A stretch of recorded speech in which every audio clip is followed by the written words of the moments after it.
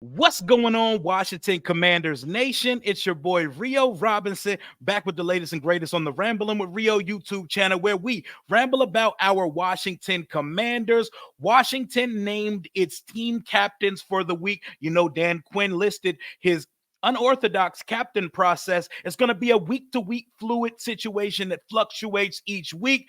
We get an update on our two rookies that we've been dying to see on each side of the ball. And fans may be getting their wish as far as backup quarterback is situated. But this is Rambling About Washington. I am Rio Robinson. Let's pod.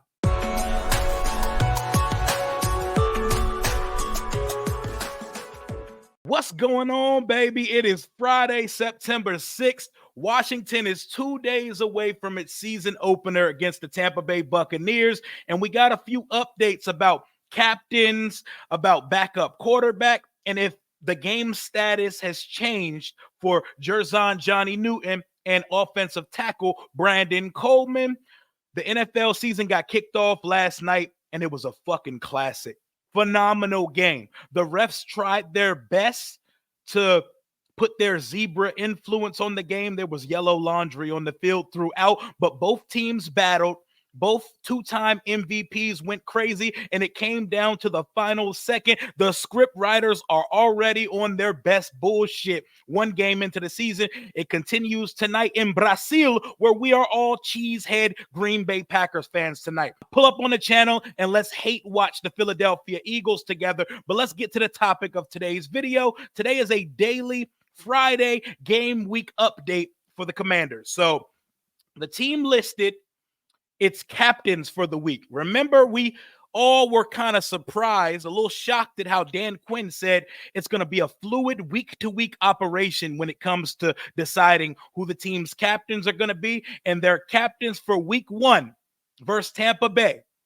We already knew F1 McLaurin was getting a captain's patch. They may not be getting a C on their chest, but we know Terry has a C permanently ingrained on his shoulders while he's a part of this franchise. No Jaden Daniels for his first game, just like they made him go earn the job and go win over the locker room himself. He's got to earn that weekend captainship. We got Terry McLaurin on the offensive side of the ball.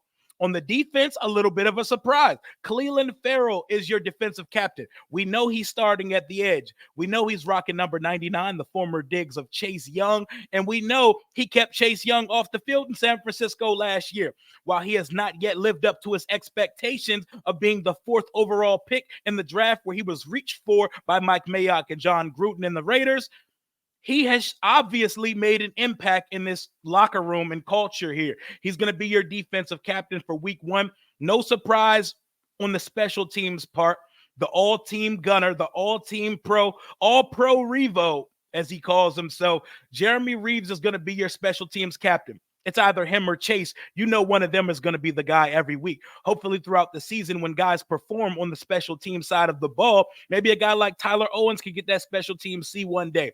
Other than Clelin Ferrell, no surprise on the offensive and defensive side, and special teams side of the ball. Definitely surprised with Clelin, but maybe that's a good thing. Maybe Clelin needs another maybe he just needs another opportunity to show his skill set. He's starting opposite Dorrance Armstrong, the guy who I boldly pricked as my fantasy prediction for the team this year and called Dorrance getting 17.5 sacks. Maybe Clelin Ferrell can give us some of that 6 to 8 sack Chase Young production since he's wearing the number. But I expect the defense to look a lot better under the scheme of Joe Witt Jr. and Dan Quinn. But let's move on to the rookies we haven't seen. We've seen and heard all glowing endorsements for Mikey Sanders-Steele and Jaden Daniels. But the rookies we've been dying to see all summer. Your starting left tackle, at least starting for now, Brandon Coleman, will play on Sunday. When asked about it, they said, will Brandon Coleman start on Sunday? He answered it by giving a coach speak, but positive retort. He said, Brandon will play on Sunday. So maybe we see Cornelius Lucas, the swing tackle extraordinaire of the world. Maybe we see him get the start, but Brandon Coleman will certainly be getting snaps and rotating in. Maybe they'll put him on a pitch count for Sunday since he hasn't seen any live pad-to-pad impact yet. But the other rookie, the one I'm dying to see because I think this boy is top 15 NFL talent that we got back there at 36, Jerzon Johnny Newton. The Commanders have not yet ruled out Johnny Newton, per Nikki Jabwala of the Washington Post, probably the number one person in the Commanders beat right now. She said Johnny Newton has not been ruled out yet by Dan Quinn, and they're going to take the weekend to decide. That tells me they are trying their damnedest to get Johnny Newton on that football field right now. They know the impact he's going to make. They know that three-man rotation of John Allen, Daron Payne, and Johnny Newton is going to feed generations of Commanders fans. Oh, my God, they want to see it. Did y'all watch that Chiefs-Ravens game last night? We know what the offenses do, but did y'all see Chris Jones? Chris Jones looked like one of the greatest defensive tackles ever, because he is one of the greatest defensive tackles ever. What is stopping Daron Payne, John Allen, or future Johnny Newton from being that in Dan Quinn's system and Joe Witt's system? What's stopping them from being that? What is stopping these uber talented Alabama defensive tackles from taking another step and playing in their absolute ceiling under better tutelage, under better coaching? I want to see it. Chris Jones was the MVP for the Chiefs last night. He absolutely had Lamar Jackson seeing ghosts like Sam Darnold rookie season. And Lamar still made enough plays and put that team on his back and had a chance to win it. If it wasn't for the long-ass big toe of Isaiah Likely, they would have went into overtime or would have been going for the win for a 2-point conversion on the road last night in Kansas City. But back to the topic at hand, the Washington Commanders. Johnny Newton is not going on no pup list, I don't believe, or going on no temporary. He did not go on temporary IR. They are trying to get that man on the football field pronto, and we are all excited to see him. So if 95 suits up on Sunday, it wouldn't surprise me at this point. And to close this one out, this Marcus Mariota injury seems to be like something, right? This seems like this is actually real. He has a strained pectoral muscle. He's unlikely to play Sunday. He was unlikely to play whether he was suiting up or not, because we don't see any reason why our backup quarterback needs to suit up or take any snaps. That's why I really don't care who the backup is for this team, because if Jaden goes out, you could throw the season away because the evaluation process will be stymied immediately. But Jeff Driscoll's probably getting spin at backup quarterback this week for the Washington Commanders when we dress two quarterbacks going up to Raymond James Stadium on Sunday. So the fans that are not big fans of Marcus Mariota being the backup, or the fans that care a little bit more than they should about the backup spot, this news right here is for you. And I want to see Brandon Coleman and Johnny Newton out there. I want to see them bad. I want to see what we have. I want to see the signs and the glimpses that Brandon Coleman is our left tackle of the future. And I want to see Johnny Newton pushing John Allen and Daron Payne for snaps on Sunday. Let me see your final predictions in the chat, in the comments. Let me know what y'all are thinking. We are 2 days away from Washington playing.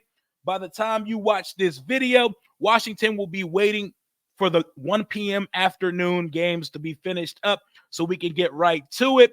Just a quick little update on the Washington Commanders injury front. The captains this week, captains are Terry McLaurin, Jeremy Reeves, and Cleveland Farrell. And we got a little update on Marcus Mariota, our backup quarterback, left tackle, starter Brandon Coleman, we shall see, and Johnny Newton, the immensely talented defensive tackle that we took in the second round of the NFL draft out of TCU. The boys are ready. Cliff Kingsbury said they're taking the training wheels off Jaden, and he's going to have the autonomy and authority to make changes as he sees fit. The guy's an absolute baller, and they're not looking to do anything that's going to slow down or stump the growth or the athletic mind of Jaden Daniels. We're only 2 days away, y'all. Put your cheese heads on tonight. Let's hate watch the Green Bay Packers beat the Philadelphia Eagles tonight in Brazil. I'm doing another watch party. I'll be going through the whole game live on the channel tonight. And then on Sunday, we will be going live through the entire slate of games from 1 through the end of the Washington Commanders Tampa Bay Buccaneers game. We're going up full time on the channel all season. Make sure you're locked in with your boy. Smash that like button, thumbs up. It costs you nothing. Join the channel if you want some member badges and some emojis and stickers to throw in the comments after a Commanders win. And click subscribe if you're not subbed up to this channel, because this is one of the best, most entertaining, and informative Washington Commanders channels you'll see on this YouTube platform. That's all I got for right now. Until next time, hail to the Washington Commanders. Commander Rio, out.